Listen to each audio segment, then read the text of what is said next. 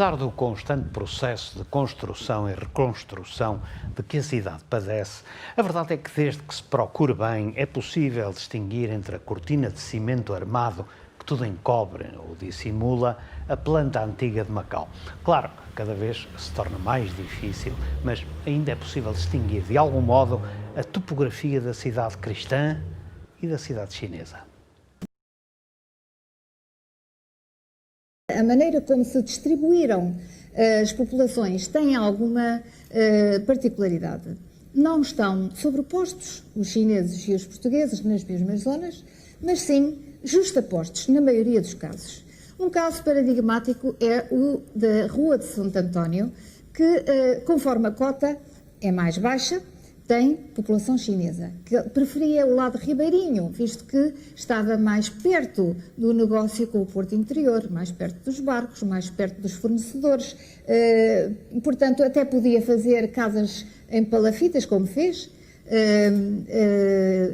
de que eu ainda consegui, penso que muitas pessoas dos nossos dias conheceram exemplos delas, e à medida que se chega à Rua de Santo António, cessam as casas chinesas e começa a vertente portuguesa, ou seja, na cota mais elevada, bem à europeia de quem gosta de castelos, era aí que os portugueses gostavam de se sediar e foi aí que construíram as suas casas. Também preferiam ter casas chinesas mais para o norte e casas portuguesas mais para o sul da península. Mas isso não tira que a Ilha Verde não tivesse, desde tempos antigos, uma propriedade dos jesuítas, e que é no norte, e que no sul, na pontinha sul, no templo Macoque Miu, no templo da Barra, existisse, portanto, no seio logo ao lado da fortaleza da Barra, um templo chinês. Mas são casos isolados. Na maioria dos casos, portanto, o comum é a população ter escolhido zonas chinesas adjacentes às zonas europeias, sem qualquer limite, mas adjacentes. A mistura foi-se fazendo com o convívio, com a paz, com um comércio que a todos interessava, que a todos dizia respeito, em que todos estavam envolvidos. E, portanto, isso gerou laços familiares naturais que já eram naturais em qualquer lugar do mundo português, mas que aqui foram realmente muito especiais porque se concentraram no espaço de uma cidade de território, uma feitoria que se tornou um território. E assim, tal como diz a historiadora, aqui temos a cidade chinesa. Todo este dédalo de ruelas, travessas e pátios era território exclusivo do comércio das pequenas indústrias. É que tudo isto era a zona ribeirinha, que se foi ampliando ao longo dos tempos, com sucessivos aterros do Porto Interior. Em 1890, o jornal O Macaense descrevia com o realismo do século o bazar. Quem desembarca do vapor de Hong Kong no Porto Interior e quer vir à Praia Grande tem de atravessar um dédalo de ruas estreitas e imundas, orladas por casas de paredes escuras e tristes. Há principalmente uma travessa muito estreita junto à Rua da Felicidade, por onde têm de passar todos os que quiserem transitar em jarrinchas. É tão estreita que um homem de braços abertos não pode passar por ela. É ela a travessa do Tintureiro, ou travessa do Falcão, com menos de 100 metros, que, começando no Largo do Senado, termina na Rua dos Mercadores. Houve em tempos um projeto bastante grande de fazer uma larga avenida que, partindo do Largo da Caldeira, no Porto Interior, viesse acabar na Praia Grande, passando pela frente do edifício do Leal Senado. Para esse fim seria preciso expropriar um bom número de casas chinesas e uma parte da casa que é atualmente o Hotel Inqi, e calcula-se que seriam necessárias 30 mil patacas. Não pedimos agora tão grandiosa obra. Por enquanto, talvez bastaria modificar a Rua da Felicidade, alterando-a gradualmente desde o seu começo, na Rua Marginal, para torná-la transitável para os jarrinchas, que agora não podem subir a ladeira que a vem ligar com a Rua dos Culos. Os prédios da Rua da Felicidade pertencem a uma sociedade de negociantes abastados, que são bastante condescendentes. Não será difícil persuadi-los a converter as que hoje servem de lupanares em lojas mais asseadas e com frontarias mais alegres, com que eles virão finalmente a lucrar.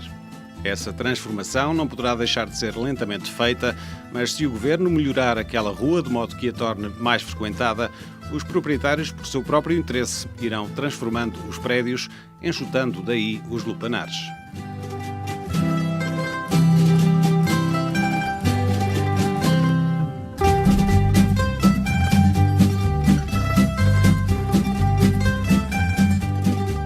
Aqui no Porto Interior ficava outra cidade, a cidade flutuante, que tanto atraía as atenções. Era aqui que a curiosidade mundial desembarcava de máquina fotográfica em punho para fazer imagens da Monte Carlo do Oriente, ou então, para em passo apressado, ocupar lugar nas mesas apinhadas do inferno do jogo, como Hollywood chamou a Macau dos anos 50 do século XX.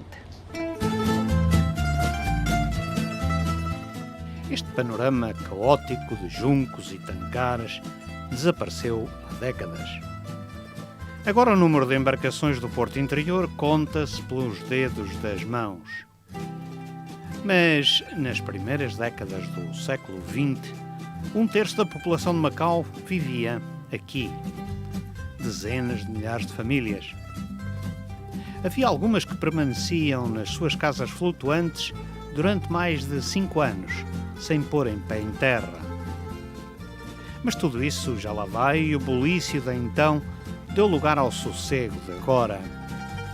E só mesmo os pilares carcomidos de madeira das pontes cais refletem palidamente uma fresta do passado. Entre a segunda metade do século XIX e a primeira década do século XX, antes da abertura da Saint-Malo, em 1918, a Rua Central foi o centro da vida social e comercial da cidade cristã. Ficava perto de tudo quanto havia de mais importante. O Leal Senado. O Teatro Dom Pedro V. O Palácio do Governo. A Rua Central, Rua Direita do Cume do Dragão, como é conhecida em chinês, era descrita assim pelo escritor Henrique de Sena Fernandes. Situada no bairro de São Lourenço, foi aí que se instalaram os alfaiates e modistas, ourives e joalheiros, antiquários e livreiros, as lojas dos mouros de sedas, cetins, toalhas e bordados, para além de roupas, chapéus, gravatas e brinquedos. Foi aí que se instalou inicialmente a famosa loja Omar Musa, a expressão da comunidade moura de Macau.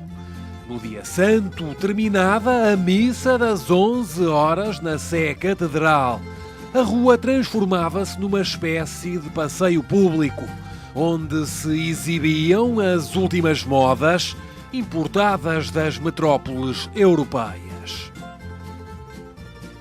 Ora, a Rua Direita do Cume do Dragão desembocava no que era então um dos bairros mais aristocráticos da Macau do Dialbar do século XX.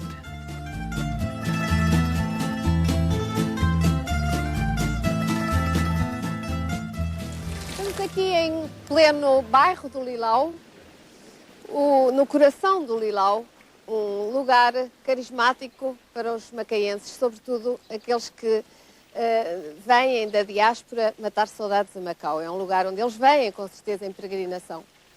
Foi um dos primeiros aglomerados populacionais de Macau, provavelmente logo no início, no início da permanência portuguesa aqui, visto que tinha os condimentos todos, uma encosta suave sobre a praia, essa encosta protetora também, e a aguada possível, portanto, uma bica de água doce que garantia a aguada aos moradores. Naturalmente que este lugar foi crescendo pelas suas condições acolhedoras e no século XVII já nos é mencionado em documentos como um lugar bastante povoado.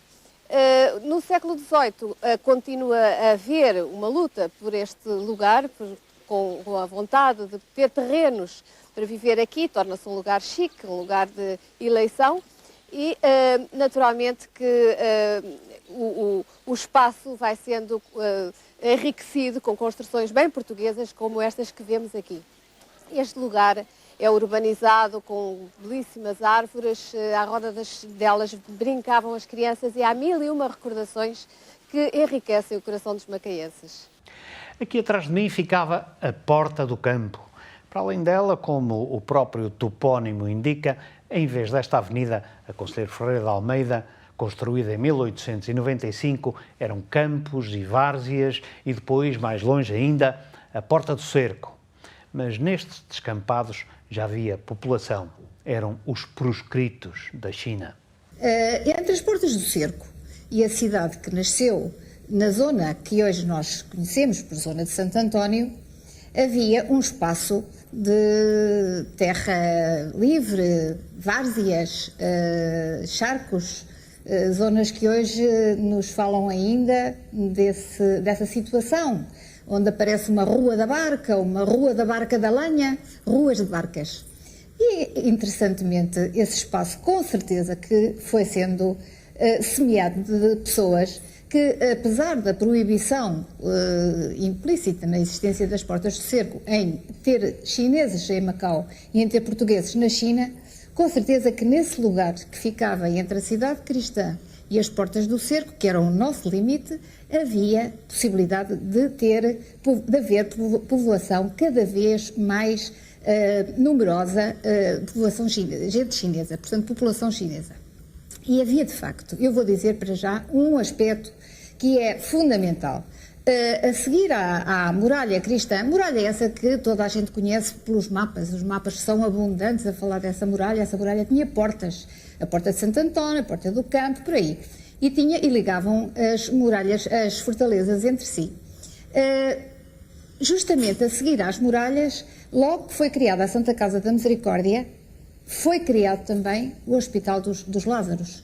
E os Lázaros eram chineses proscritos, sacudidos da China, portanto, chineses a quem a população portuguesa, inspirada pelo espírito da Santa Casa da Misericórdia, atendia num hospital próprio e tinha-os fora de muralhas exatamente porque precisavam de isolamento e de atenção. E devo dizer que a igreja de Nossa Senhora de São Lázaro, Nossa Senhora da Esperança de São Lázaro, acolhia a família desses residentes doentes e chegou a ser igreja matriz. Não foi a primeira igreja matriz, a primeira foi Santo António, que era uma ermida franciscana que os jesuítas depois recuperaram, reconstruíram e engrandeceram antes de terem a sua própria catedral, Mater Dei.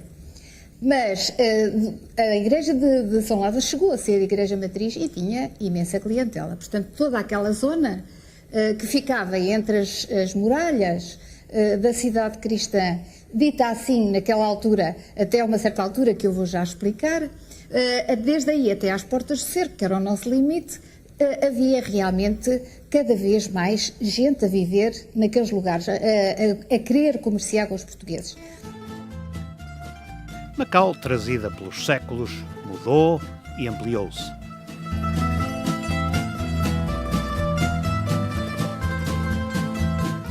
E continua a ampliar-se.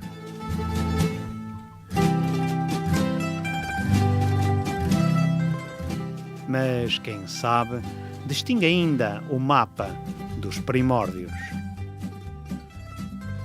A cidade que se conserva ainda hoje, a parte antiga da cidade, é exatamente a evolução natural, sem soluções de continuidade, da cidade que estava no século XIX. Algumas casas caíram, foram reconstruídas outra vez, visto que o clima é um clima de monção e, portanto, há uma destruição natural pelas intempéries e portanto, só houve isso. De resto, as características da cidade são as mesmas.